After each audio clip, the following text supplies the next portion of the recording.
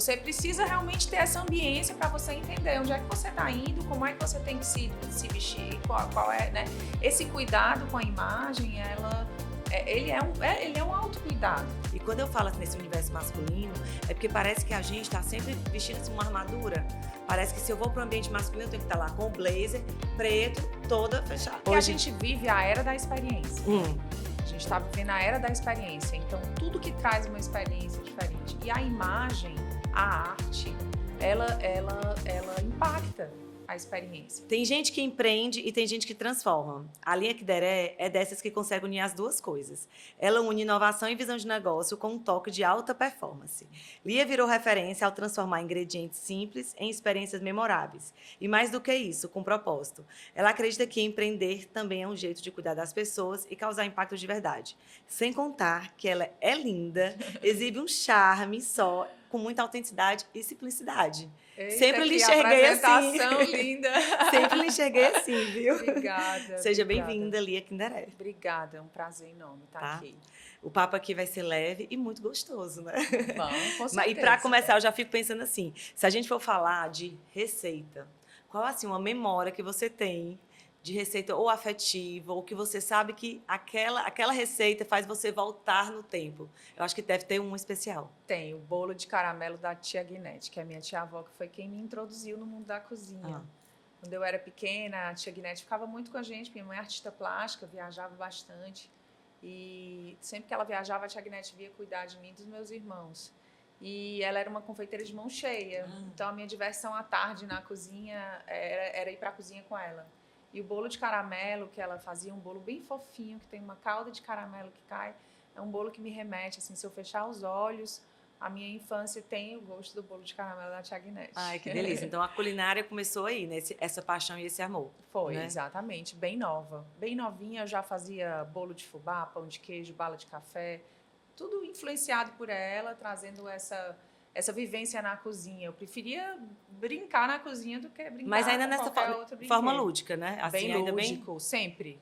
Sempre lúdico como um hobby, nunca com a visão de que poderia um dia ser uma forma de eu empreender. Virar negócio, né? E aí, assim, com certeza, você deve ter enfrentado, né? Eu não sei se ainda enfrenta, alguns desafios em relação à imagem pessoal, vivenciando essa questão do universo masculino, porque a gente sabe que dentro da culinária, desses chefes, a gente ainda vê, infelizmente, esse holofote muito ainda para o masculino, né? Você consegue... Dentro desse universo da gastronomia, existe realmente a figura do chefe, né? Que é uma figura que traz uma hierarquia, que é uma figura mais máscula, mais forte, que exerce mais a energia masculina. E aí, eu sempre tentei equilibrar muito essas duas energias, feminina e masculina, obviamente sempre sobressaltando o feminino, mas eu acredito que as pessoas têm as duas energias. Sim. E aí eu acho que a gente tem sempre que buscar, como mulher, exercer a nossa feminilidade, mas também trazer o que é potente da energia masculina, né? A força do trabalho, o foco, aquela coisa mais... né? Então, eu acho que eu sempre busquei equilibrar o que eu precisava trazer da energia masculina para a minha forma de empreender, para o meu trabalho. Né? Mas eu sim acho que tem mudado essa cultura do chefe homem, mas ainda é muito forte. Acho que na confeitaria menos, acho que a gente vê mais confeiteiras mulheres. Tem alguns grandes confeiteiros homens, alguns até que eu me inspiro como liderança, como trabalho, como arte, mas eu acho que na confeitaria a gente tem um espaço maior dado à mulher. Certo. Mas, Lia, você sente em algum momento que assim, eu precisei me preparar, tipo assim, eu me vesti de uma certa forma, com um certo olhar, quando a gente está falando em algum momento de que ali a maioria ser masculino, tipo assim, alguma apresentação, né, ou algum mesmo evento que você já foi. A dolma, ela já é bem masculina. E aí eu sempre busquei comprar dolmas que me deixassem mais femininas, né? Sempre usei um lacinho na cabeça, colorido, que trouxesse um toque de feminilidade. Então, eu nunca tentei ser como o homem, certo, dentro do ambiente da cozinha. Eu sempre tentei ser quem eu sou. E eu acho que isso trouxe um diferencial para o meu trabalho, principalmente falando de regionalismo, de nordestino. Você imagina uma mulher nordestina dentro da cozinha, competindo em vários prêmios, porque eu fui indicada a alguns prêmios, competindo em prêmios com homens, né? E com confeiteiros, com homens, com pessoas que não são do Nordeste. Então, eu acho que esse assumir quem eu sou, ele me trouxe esse lugar de fala e essa representatividade dentro da gastronomia, né? Trouxe prêmios importantes. Tive 2 vezes eleita a melhor chefe de confeitaria do Brasil pela Prazeres da Mesa. Ganhei uma medalha de bronze de uma feira francesa super famosa, super importante no segmento, como a representante da nova confeitaria brasileira. Então, tive um prêmio também espanhol, o Pastry Revolution, me elegeu como a 6ª mulher chefe mais influente do mundo. Então, tinha que estar no currículo dela já no começo, isso aí. Estou trazendo esse contexto para falar que quando você exerce quem você é e você tenta fortalecer as suas fortalezas e não fortalecer aquilo que você não é bom, você consegue ter esse lugar de destaque. Então, eu acho que é essencial, e eu busco isso no meu dia a dia, como empreendedora, como CEO, na cadeira que eu estou sentando hoje, que é uma cadeira que vai além da confeiteira, né? Além no sentido de abraçar muito mais responsabilidade na área de gestão e tal, eu entender que eu preciso fortalecer aquilo que eu, de fato, sou boa. E para eu não ser medíocre, porque quando eu fortaleço aquilo que eu não tenho de forte, quando eu tento melhorar aquilo que eu não tenho de talento, eu vou ser só medíocre, mas eu posso ser excelente se eu fortalecer as minhas fortalezas. É muito lindo tu falando, e eu fico pensando que eu fico escutando e querendo fazer essa ligação com o vestir, né? Porque eu acredito muito nisso. A gente não precisa ser quem a gente não é. A gente fortalece, né, o que a gente tem ali de bom. Porque, assim, claro que a gente tem qualidades, defeitos, todo mundo vai ter ali as suas inseguranças, suas fraquezas. Mas quando a gente fortalece o que é um bom, o melhor, transforma-se, triplica, né? De fato, e é uma explosão, eu sempre falo.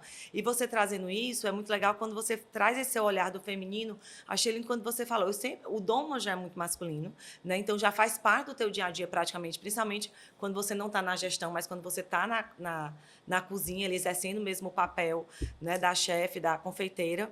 Mas você falou uma coisa que eu achei lindo. Eu nunca deixei de ter esse meu lado feminino.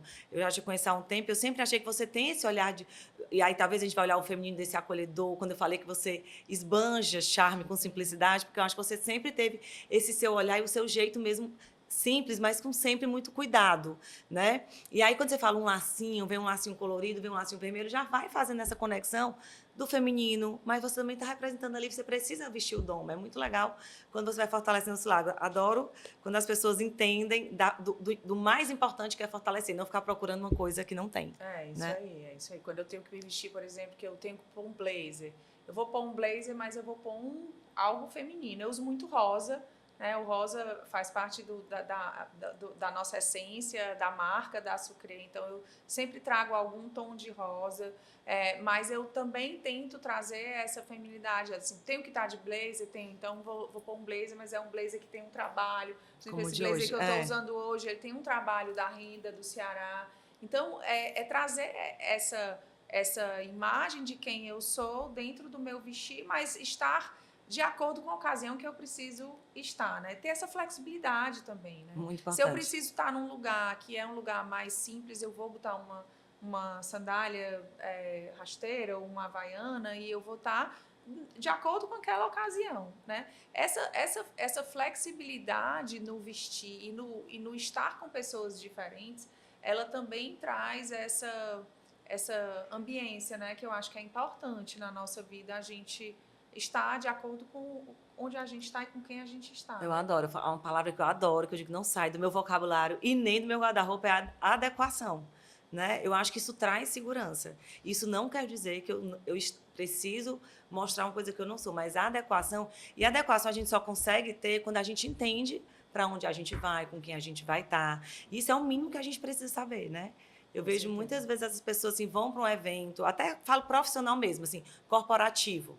Vão para o evento e, às vezes, não procuram saber ali o ambiente, até a questão se é muito frio, se não é quente, porque incomoda também você chegar no canto e tá muito ar-condicionado, não tá né? E eu acho Eu sempre ando com lencinho, Ai, ou duas. sempre ando com um casaquinho, um blazer, uma coisa, porque eu realmente sofro com frio. E aí, então, eu tô sempre tentando me preparar. A gente pensar nessa questão do planejamento para trazer essa adequação. Acho que isso traz muita segurança, principalmente para nós mulheres. E quando eu falo assim, nesse universo masculino, é porque parece que a gente está sempre vestindo assim, uma armadura. Parece que se eu vou para o ambiente masculino, eu tenho que estar lá com o blazer preto, toda fechada. Tem né? coisas que eu evito, por exemplo, se eu estou num ambiente mais masculino, assim, mais corporativo, eu evito um decote, né? Eu tô, assim, acho que você precisa realmente ter essa ambiência para você entender onde é que você está indo, como é que você tem que se vestir, qual é, né? Esse cuidado com a imagem, ele é um autocuidado. Adoro falar isso. Ele é um autocuidado. Quando a gente... E a gente precisa ter o olhar de autocuidado. Antes de qualquer coisa, antes de mostrar para os outros, é pra gente, eu falo. A gente tem falado muito sobre isso. Antes da gente começar aqui o papo, a gente falou um pouco sobre isso. Esse momento emocional que a gente vive, né? De todas essas tecnologias que estão chegando. Então, o autocuidado é algo que, assim, vai fazer parte do meu 2025. Sem dúvida nenhuma. A Van tá aí, a Van, minha Chief of Staff, cuida da minha agenda. Ela liga todos os pontos que eu tenho que ligar, né, entre a minha operação e entre a minha estratégia. E, assim, o autocuidado realmente é algo que a gente precisa incluir dentro da nossa agenda. Ser uma coisa básica. Né? Eu acho que eu falo muito que o autocuidado ele vem antes de qualquer outra coisa, que com autocuidado acho que você vai estar trazendo a segurança, vai trazendo a sua autoestima, que a gente precisa estar fortalecendo e praticando de fato todos os dias. Eu digo, tudo que a gente pratica, a gente fica bom, né? E o autocuidado, assim, muitas pessoas acham que o estar arrumado, né? Às vezes é colocar um salto, é fazer uma escova, é botar os cílios postiços, é estar mega maquiada. Eu disse que vem tão antes disso, o autocuidado, esse se preparar para o dia. Né? E tem um autocuidado que eu gosto sempre de abordar, que é o autocuidado do cuidar de todas as minhas personas. Né? Eu tenho uma persona que é a mãe da Rafa e da Nina, eu tenho uma persona que é a esposa do Círio, eu tenho uma persona Lia, dona de casa, que precisa ter uma casa estruturada, organizada, um ambiente minimamente... tudo no lugar, limpo, Sim. organizado, né? Eu tenho uma persona da Lia, CEO da Sucre, fundadora da Sucre, que tem um propósito. Eu tenho uma persona da Lia que se comunica, que também tem uma missão, né? Trabalho social, espiritual. Eu tenho a Lia persona da espiritualidade, eu tenho a Lia persona do exercício. Então, cuidar de todas essas personas e viver intensamente com presença, né? Não é com fácil. Presença.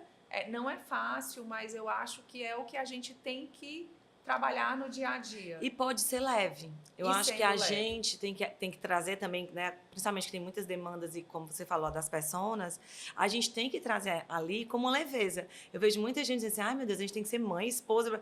Gente, mas é tão legal quando a gente tem funções que a gente ama e que a gente olha para cada um de forma individual e diz assim, o que é que eu preciso cuidar disso aqui? O cuidar primeiro é nosso. Até para você tomar conta de tantas coisas, o cuidado primeiro é nosso. Com certeza. Né? Como é que eu estou bem, né? Hoje eu consigo, a gente falou muito no início, né, sobre terapia. A terapia ajuda muito isso, né? Com certeza. Eu faço terapia há mais de 10 anos. Não abro mão, é uma rotina que eu tenho semanal.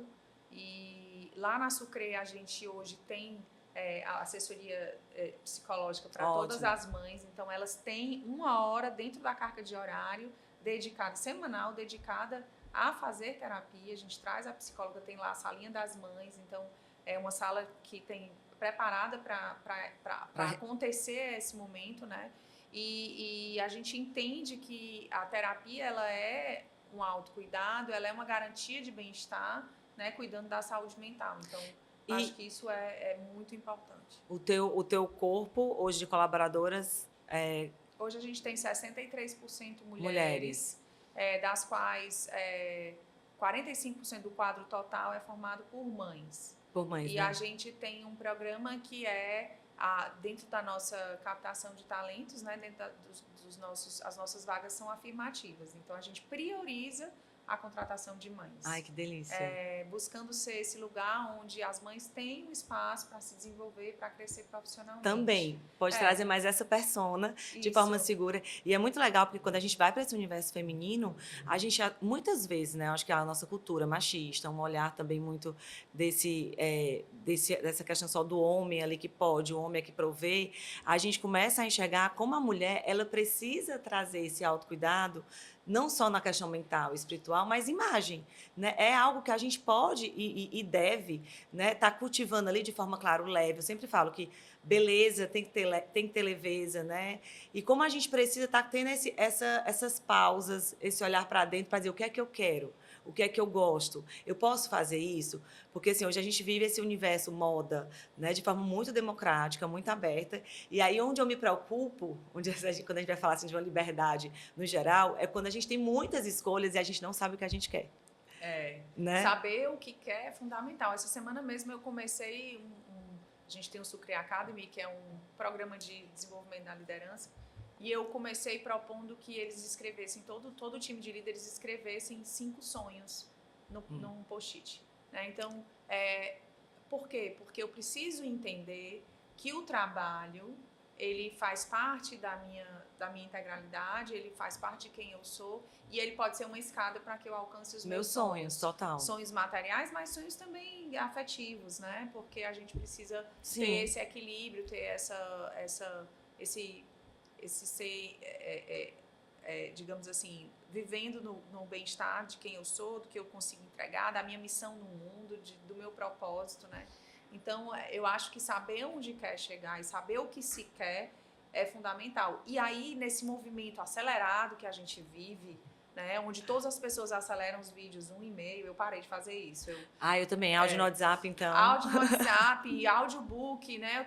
Eu tava lendo 4, 5 livros por mês no audiobook 1.5 velocidade. Aí eu diminuí a velocidade, diminuí a quantidade de livros que eu tô lendo por mês, mas eu também estou absorvendo mais, tenho certeza. E não estou também acelerando a minha mente, né? Porque eu acho que isso gera ansiedade. E aí, nesse mundo acelerado que a gente vive, as pessoas têm parado muito pouco para refletir. Aonde eu estou indo? O que é que eu quero? Quais são os meus sonhos? O que é que eu busco, né? O que é que eu estou buscando? Né? Aí vai no automático. Do modo automático. Aí vai no automático. E se a gente for falar em relação ao vestir, isso acontece muito. Né? Porque assim, as pessoas vivem no automático para vestir. Eu adoro uma frase que é assim, a pessoa terceiriza até o que vai vestir. Porque assim, o que é que estão usando para usar? Né? As pessoas não pensam assim, o que é que eu gosto de usar e como é que eu trago isso para dentro do meu guarda-roupa, para dentro de casa. É engraçado que só um ponto sobre isso é que os grandes executivos, fundadores das empresas e tal, eles falam sobre você não ter opções no guarda-roupa para poder ganhar tempo. Porque tem uma quantidade de decisões que a gente toma no dia, né? Parece que são 7.000 decisões. Existe um estudo que mostra que são 7.000 decisões que a gente tem que tomar todos os dias. E o ter que decidir a roupa é como se fosse uma perca de tempo. Então, eles usam blusas pretas de malha, calça jeans, e eles têm um guarda-roupa todo cheios de blusas pretas e cheios de blusas brancas e cheios de calça jeans. Exatamente.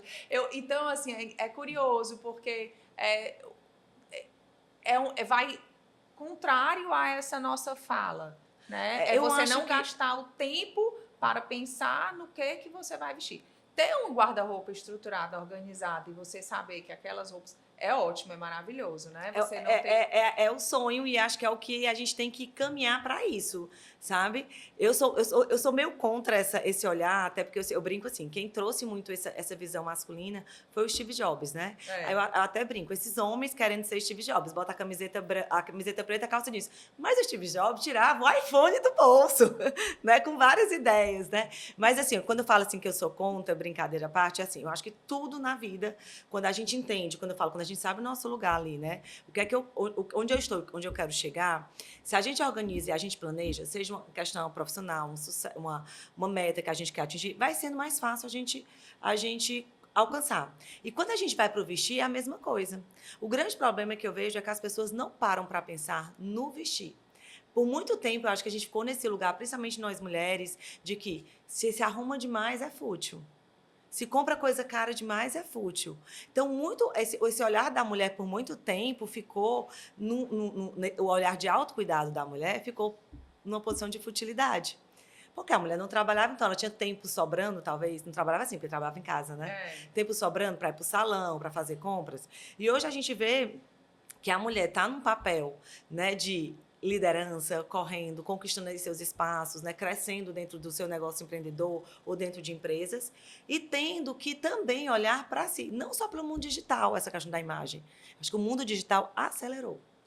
Não, sem dúvida. Eu acho que a imagem ela é fundamental para qualquer tipo de profissão que você vai exercer, seja ela com uma visão mais digital, onde você tem que se comunicar mais, onde você tem que mostrar mais o seu estilo de vida, mas também na presença, né? Eu acho que quando você é a sua imagem, quando você chega para fazer uma reunião com um prospect, um cliente, um fornecedor, se você chega descuidada, se você chega, você já impacta, né? Então essa imagem ela é fundamental para que isso em todas as esferas da vida, né?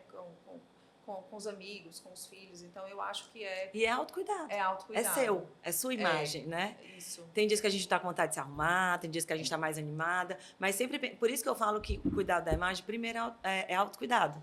Não é só aquela capa ali, aquela armadura que a gente joga, né, por cima, mas é o autocuidado. Eu vou me preparar, eu vou me cuidar, eu vou me arrumar para isso, né? E entrando nisso aí, eu vejo que hoje não, mas assim, eu acredito que dos 10, 15 anos para cá, a gente também tem visto esse impacto de imagem na culinária. Se a gente para pensar 20 anos atrás, a gente não via tantos preparos de combinações de cores com a louça, com a comida, né? Hoje a gente vai, inclusive, em restaurantes, fazem grandes experiências que começam por aí, né? Você vem a uma taça diferente, aí vem um prato, um molho vem em outro recipiente para ser colocado, e tudo muito ali planejado, tudo muito... assim, eu falo que assim, é uma paleta de cores. Porque hoje a gente vive a era da experiência, né? A gente está vivendo a era da experiência. Então, tudo que traz uma experiência diferente. E a imagem, a arte, ela impacta a experiência. Então, quando eu escolhi a confeitaria dentro da gastronomia, que comecei a pesquisar, porque eu comecei na verdade, foi algo que me ocorreu. Eu fiz faculdade de Direito, terminei o Direito, inclusive, mas durante a faculdade de Direito, eu buscava aquele pular da cama todo dia para trabalhar, que meu pai me ensinou, e eu não encontrava no Direito. E aí, na culinária, eu me encontrei, eu comecei a comprar livro, comecei a buscar curso, e comecei a dizer, peraí, é isso que está me motivando, é isso que... E foi a ferramenta que eu tive para empreender, porque, na verdade, eu acho que o espírito mesmo é empreendedor. Empreendedor, E aí eu usei a confeitaria e a culinária para empreender. Mas quando eu fui escolher a confeitaria, eu escolhi a confeitaria porque era onde eu ia conseguir exercer a arte. Talvez por influência da minha mãe. A minha mãe é artista plástica. Então, minha mãe é artista plástica, meu pai é empreendedor. Então, quando eu fui escolher, eu disse, eu quero a confeitaria, porque é onde eu vou conseguir exercer a arte. Mas hoje, isso 2004, né? 20 anos 20 anos atrás, exatamente. Isso. Então, quando você fala de cozinha, de forma geral, você vê a arte expressa no prato. Total. E aí tem uma tendência agora das grandes marcas de luxo olhando para a confeitaria, para as cafeterias. Sim. Né? E confeitarias abrindo, por exemplo, o café da Tiffany, que abre em São Paulo. O da Louis Vuitton. 100% lotado. Louis Vuitton acabou de lançar uma bolsa para um ovo de Páscoa. Uma bolsa todo cheia de monograma da Louis Vuitton no formato de ovo de Páscoa, com um ovo de Páscoa dentro. Então, assim, esse olhar do luxo para a comida, porque as marcas também entenderam que a experiência do comer é algo que impacta muito e que gera muito engajamento, conexão com o consumidor, com aquele, né? Consumidor. Tem um restaurante lá em BH que eu adoro, agora eu esqueci o nome, meu Deus. A gente falou tanto esse final de semana. Que ele tem... vou lembrar. Que ele é todo vintage, todo. Então, assim, todas as louças são diferentes, mas e aquela história que a gente tá falando do vintage, eu ia falar pra gente naquela hora. A cadeira é como a casa de vó antiga, as mesas. Então, é todo diferente, porque, de fato, ele vai pegando, né, ele vai comprando de antiquários e tudo. Então, você entra... Toda vez que eu entro... O banheiro ainda tem todo aquele ladrilhozinho que é da casa, antigamente, de coisas que se usava. E eu amo ir para lá. O sentimento... Toda vez que eu vou para BH, eu tenho que almoçar lá. Porque, assim, eu vou com aquela sensação de, assim... como você falou, a experiência. Eu entro e já tem aquela sensação de experiência. E a comida é uma delícia, é uma comida assim, até mais caseirinha, mas sempre com um toquezinho também bem contemporâneo, é super legal. E claro que a gente está falando de comida, né? A gente vai falar da sucrê. E aí também eu vou fazer essa brincadeira com a imagem e eu vou falar assim das embalagens, né? Que é legal porque eu lá em casa não falta sucrê, tá? Que bom.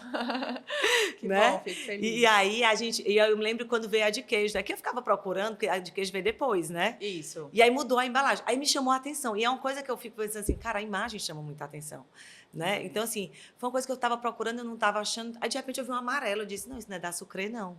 Aí eu peguei, cheguei mais perto e vi que era da Sucrê, né? Então, isso impacta essa questão da embalagem, assim. E aí eu quero saber, assim, de ti, nesse teu olhar também como empreendedora, né? Da embalagem, no que está ali por fora, né? Qual é o olhar da Lia? Como é também que ela quer que chegue... É. A embalagem, ela é o primeiro contato que você tem com o produto. Então, eu sempre cuidei muito do visual das embalagens. Se você lembrar um pouco da época da confeitaria, quando a Sucre era uma confeitaria, as caixas das tortas, por exemplo, a gente trabalhava uma caixa no Dia das Mães, que ela era toda de papel, mas ela tinha um laço de papel cheio de poá. Formado. Então, todas as embalagens, tudo que a gente foi fazendo, desde o primeiro produto embalado, que foi uma latinha com o pó do cappuccino que a gente fazia na loja, tudo foi muito pensado com esse olhar do cuidar do visual, entendendo que o cliente vai ter o primeiro contato com o produto e o posicionamento da marca se coloca a partir da embalagem. A gente foi muito pioneiro quando a gente trouxe, a gente desenvolveu esse mercado de petiscos congelados aqui no Ceará, não existia.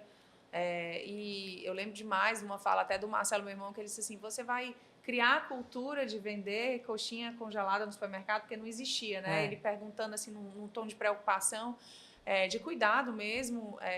E aí eu disse assim, bom, mas se não existe, todo mundo ama. E meu pai disse na hora, também contra-argumentou, bateu na mesa e disse, vai morrer de vender, porque não tem, todo mundo ama e tal. Então, eu disse, bom... vou trazer uma embalagem diferente. Então, o stand-up poach com ziplock foi algo que a gente trouxe para o mercado. Foi a gente criando, foi pioneiro, né? E sempre com esse cuidado do visual. Quem faz as nossas embalagens é o Rodney, que é irmão de coração nosso. Isso aí, isso aí. E o Rodney é um grande artista, ele é um designer, ele tem um estúdio de design. E assim, a gente não abre mão de ter todo esse cuidado com o visual. O marketing na Sucre, ele... as peças elas são aprovadas com muito critério. Então, a gente entende desse lugar de posicionamento de marca também através da imagem, das embalagens, da forma como a gente comunica. Se você pensar na marca da Sucre, o S da Sucre, ele faz referência à barriga de uma mulher grávida. Olha que legal. Foi bem pensando nesse olhar de mãe mesmo, porque tem tantas demandas, tantas personas, né? A gente poder fazer aquele lanche rapidinho ali dos meninos é maravilhoso. Entregando praticidade, né? A gente entrega esse valor e ainda da tem a questão da saúde, claro. Da saúde, do clean label, da praticidade, da segurança alimentar. Então, é essa transformação que a gente quer fazer no Dia das Mães, no dia a dia das mães clientes. E acho que isso faz parte do propósito. Com certeza. Lia, e aí, assim, porque tu era advogada, né, e fez essa transição de carreira. Então, imagina ali a advogada todo dia saindo para trabalhar de blazer, calça, né, toda formal. Aí, de repente, entra nesse universo, né, quer dizer, ela já tinha ali, só de forma meio memória afetiva, aquela juntar as amigas. Aí a Lia pega e vai fazer um curso, né, em Cordon Bleu, na França, né, quer dizer, então ela já sai de uma transição, não só de carreira, mas de um olhar também para o mundo muito mais amplo, aberto, dentro dessa moda, arte e culinária.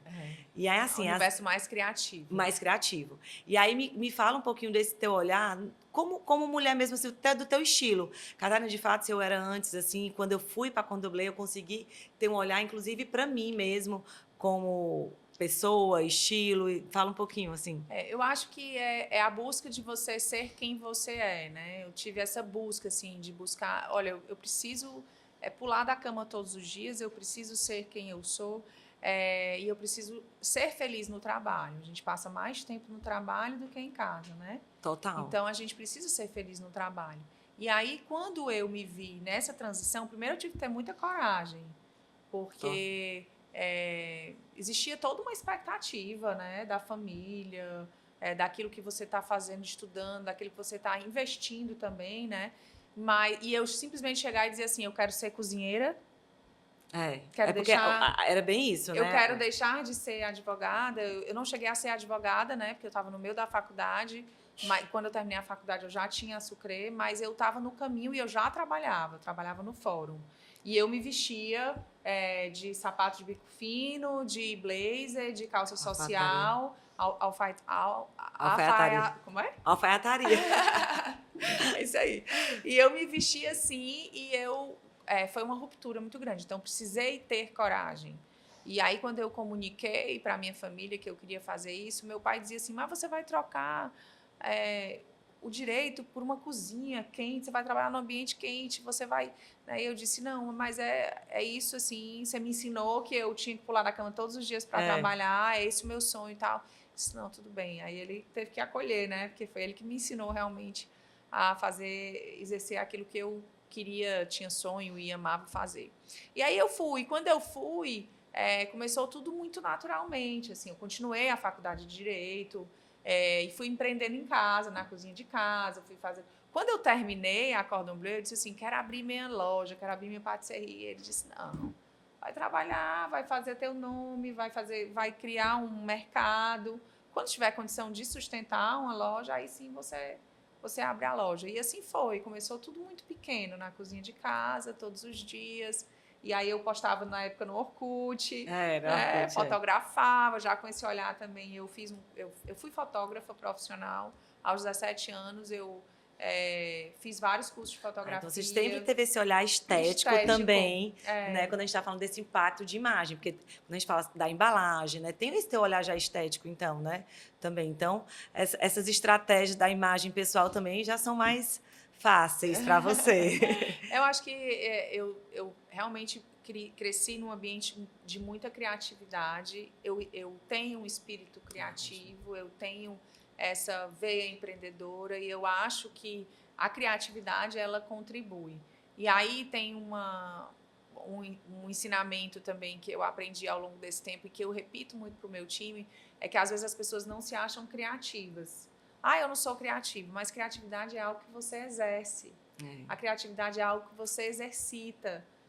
Você sempre olhar para as coisas e pensar em formas diferentes de fazer aquilo que você está fazendo. Até no trânsito, assim, eu vou pegar esse caminho, estou sempre acostumada a ir por aquele caminho, hoje eu vou pegar um caminho diferente, né? Então, acho que, trazendo essa analogia, então a criatividade, ela é um exercício.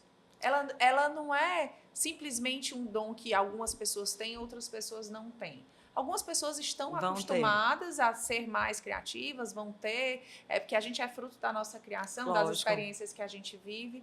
O meu ambiente, como eu disse, eu tenho um ateliê dentro da casa da minha mãe, então eu pintei tecido, eu aprendi a pintar louça, eu vivi nesse ambiente mais criativo. Então, a minha criatividade ela foi mais aguçada. Mas a criatividade dentro do dia a dia ela é algo que precisa ser vivenciado e precisa ser exercitado. E a crença de que não há criatividade em todas as pessoas, ela precisa ser combatida. Quebrada. Eu concordo demais. Inclusive, quando a gente está falando do vestir, as pessoas acham que para serem criativos tem que usar roupa com várias estampas, cores diferentes. E eu falo muito que não é. O ser criativo, muitas vezes, é o que você acabou de falar. Primeiro, tudo que a gente pratica, a gente fica bom. Então, quando eu quero praticar algo novo, eu tenho que saber que todo dia eu vou ter que fazer ali um pouquinho. No vestir não é diferente. Mas não é porque eu não me visto com listra, estampa, um sapato diferente, uma bolsa diferente, eu não sou criativa. Porque o criativo é justamente criar, é você sair muito do seu comum. Adorei a ideia quando você falou da história de mudar o caminho. E isso faz com que o nosso cérebro também se exercite mais, né? E é muito bacana a gente trazer isso, né? A gente está tão acostumado hoje a botar no Waze o endereço e seguir ali. Às vezes a gente nem sente onde é que a gente está, nem sabe onde é que nem a questão percebe, do que a gente está vivendo, né? No automático. No automático, de fato. A gente tem que estar muito atenta para isso. E eu volto a falar, no vestir também. Porque as pessoas têm mania, tipo assim, eu pego qualquer roupa dentro do guarda-roupa, né? Eu abro o meu armário e pego qualquer roupa. A primeira coisa que eu falo, você não é qualquer pessoa, né? Como é que você pega qualquer roupa? E isso tem muito também do que você não para pensar o que você coloca lá dentro. Tá na promoção, comprei. Chega em casa, não tem nem com o que combinar. Ou então você enche o guarda-roupa das mesmas Mesmas coisas, né? Aí fica achando, eu não sou criativa. Claro, você tá toda hora comprando só da mesma marca, você tá toda hora comprando as mesmas, e quando eu digo as mesmas coisas, eu digo base de tecido, base de cores, né? Então, claro que você, quando quer uma coisa diferente, você olha assim, eu não tenho. Então, a questão de você organizar esse olhar também é muito bacana, porque você vai colocando coisas de forma mais úteis dentro do guarda-roupa e para ocasiões diferentes, né? É. E quando a gente falou, só voltando à história do perder tempo, eu acho que a gente perde tempo quando a gente não sabe o que a gente tem. É. Por isso que o homem fala lá a história de ter várias blusas da mesmo jeito, ele não quer perder tempo, porque ele só sabe que ele tem aquilo, pronto, ele vai com aquilo. Não né? quer dar trabalho, Não quer ter o trabalho, Não quer mas ter o quando trabalho. a gente entende o que a gente tem, né? Eu tenho um guarda-roupa, acho que talvez minha profissão me ajuda nisso, claro, mas eu falo, apareceu uma ocasião, eu tenho. Claro, não estou falando de extremos, né? De uma coisa mais formal e tal. Mas qualquer ocasião, assim, no dia a dia, se seja aniversário, se seja um trabalho, é muito fácil olhar meu guarda-roupa e pegar, porque eu construí também isso dentro da minha profissão, foi mais fácil, né? Essa questão do estilo e tudo. Lia, e a gente sabe, né, que essa questão assim também do estilo, como a Sucre também já evoluiu, hoje a Sucre também hoje já está em quantos supermercados? Mais de 1.330 pontos de venda, né? Mais de 1.300 pontos. Brasil todo. Nordeste todo. Nordeste e todo. Sudeste e Sul no Paraná. Olha aí que máximo. E aí me fala, como a Sucre evoluiu, a Lia também evoluiu, né? A Na Lia embalagem. teve que evoluir. Porque se a Lia não evoluísse, aí a A Lia Lia não não pode mais nem sentar nessa cadeira que eu tô sentada a Lia hoje. não pode mais nem ficar só de doma, né? Porque a Lia hoje tem aí vários papéis aí de gestão, de liderança, então que também a Lia não fica só dentro da cozinha, a Lia também tem esse... E aí a Lia que evoluiu, né? A Lia, sei lá, a Lia de 15 anos atrás para a Lia de hoje, né? Quando a gente está falando desse lado empreendedor, mas também de estilo pessoal, nessa questão do vestido, se sentir bem, se sentir segura. Como é a Lia hoje? Que a Lia olha para trás e diz assim, isso eu não faço mais. Eu acho que eu precisei sair desse lugar da confeitaria, entender o lugar que eu ia ter que sentar, a cadeira que eu ia ter que sentar, que era a cadeira de CEO, quando a Sucre começou a crescer e a indústria começou a se fortalecer, eu disse, eu preciso primeiro me preparar para sentar nessa cadeira, né? Eu não estava preparada, eu nunca tinha estudado gestão, por exemplo. Então, eu fiz um mergulho que foi muito importante, foi uma virada de chave, que foi um MBA na Dom Cabral, um MBA lá em São Paulo, que eu ia todo mês, passava 3 dias. E esse MBA, ele me deu essa bagagem, né? Um MBA que é liderança com propósito. Então, fala muito, vai muito de encontro com o que eu acredito, de exercer o propósito, de exercer a missão. Deus nos colocou nesse lugar por algum motivo, para quê, e eu precisei abraçar esse lugar. E foi muito importante esse mergulho. E com esse mergulho, realmente, de fato, eu precisei mudar o estilo. Hoje em dia, quando eu boto a doma e boto o lacinho, eu sinto um conforto de um lugar de comodidade, onde eu me sinto muito bem, como se eu estivesse voltando para casa, assim, né? Ai, eu até falei sobre isso semana passada. Entrei numa cozinha para dar uma palestra, eu falei, olha, eu me sinto em casa aqui, é um lugar que é muito confortável para mim, que eu gosto muito de estar, mas que eu também entendo e não sinto saudade de estar só nesse lugar. Certo. Porque eu sei que a minha missão, ela está sendo exercida onde eu estou. Na transformação das pessoas, no desenvolvimento do meu time, das mulheres, das histórias, dos testemunhos, da agricultura familiar, que a gente trabalha, né, com a mandioca, com a macaxeira. Então, esse lugar hoje, esse estilo precisa ser de alguém que está sentada nessa cadeira. Agora, sempre buscando a essência de quem eu sou, do que eu acredito, dos meus valores, muito alinhada com o meu propósito pessoal. Porque eu acho que quando você consegue alinhar o seu propósito ao seu estilo e ser de verdade, né? Porque aquilo que eu visto e que não vai de encontro com o que... Me dá até angústia. Quando eu visto uma peça, uma angústia física. Quando eu visto uma peça que eu me olho no espelho e ela não conversa com os meus valores ou não conversa com quem eu entendo que eu sou, eu sinto uma dor no estômago. É. Então, eu não... Olha que forte, né, a gente pensar. Mas quantas pessoas, às vezes, vestem coisas que não representam e estão ali no automático, ou porque está na moda, ou porque a amiga usou, ou porque foi, às vezes, numa loja. A própria vendedora, às vezes, até sem mesmo esse tato, de coloca aquela peça e ela compra de forma muito automática, né? Quando você falou assim, quando eu me visto, eu me sinto em casa, ali. Tenho certeza, se você for para uma cozinha, ou for, né, fazer um evento desse, às vezes na cozinha, e você, de repente, tiver que botar um salto, tiver que botar uma roupa muito armada, você não vai nem conseguir se mover. Você vai Salto ficar eu nem dura. uso. Salto eu não uso. Não usei nem no meu casamento. Ótimo. Salto eu não uso. Isso é libertador, É né? libertador. Ah, eu também uso Libertador. pouquíssimo salto, pouquíssimo. Não uso salto. Todos os meus sapatos são baixos. E eu sou muito feliz sem usar salto. Ah, eu também sou muito feliz. E eu vou dizer, eu acho chiquérrimo. Eu acho que por isso você traz essa simplicidade, esse charme todo, porque eu também acho lindo uma mulher que, de fato, se veste bem sem salto. Porque a gente tem ainda aquela crença de que parece que você está bem vestida, tem que estar com salto alto, né? Ó, aí o papo é bom. Eu queria falar tanto ainda mais também, até de empreendedorismo com a Lia, porque ela dá aula, né, de empreendedorismo, né? Mas a gente, quem sabe, a gente ainda tem outros encontros. Com certeza.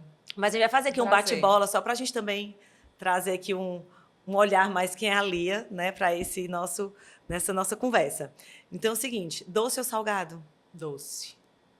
Salto ou tênis? Tênis. Já tinha falado, né? Bolsa ou mochila? Bolsa. Receita prática ou demorada? Prática. Jeans ou alfaiataria? Jeans. Culinária brasileira ou internacional? Brasileira. Neutro ou colorido? Neutro. E um ingrediente que nunca pode faltar na cozinha da Lia? Vixe. Aí pegou. A minha cozinha é muito diversa, tem muitos ingredientes, mas eu acho que é o chocolate. Chocolate. E uma peça que não pode faltar no guarda-roupa da Lia? Uma boa calça jeans e uma blusa confortável branca. Adoro jeans com branco. E a rasteira.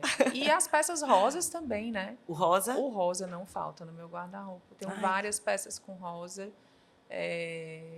Meu dia a dia tem sido mais rosa mesmo. No Qual trabalho. o sentimento do rosa para ti? Traz o feminino, né? Traz o feminino, traz o amor, traz o cuidado, o zelo, traz a maternidade. Eu acho que o rosa representa isso. Ai, que lindo. Arrasou. Lia, obrigada. Nem estava no paleta, contexto a minha paleta é a primavera brilhante. Ai, que linda. E aí, super colorida, né? Bem tem colorida, muitos rosas. com muito rosa. Muitos tons de rosa. Que lindo, obrigada. Obrigada, que bom, espero que você tenha gostado. Amei. Lia, obrigada, né? O bate-papo foi ótimo. A gente aprende sempre com você, com essa mulher empreendedora, essa mulher super espiritualizada também, que eu sigo aí você já há muito tempo. Acho obrigada linda a sua agradecer as flores, dizer que eu ganhei as flores, linda. as orquídeas no dia que eu comecei a novena de Santa Terezinha. Santa Terezinha então, também, ó, do coração. Foi um sinal de que ela vai interceder para que eu alcance a graça que eu estou pedindo.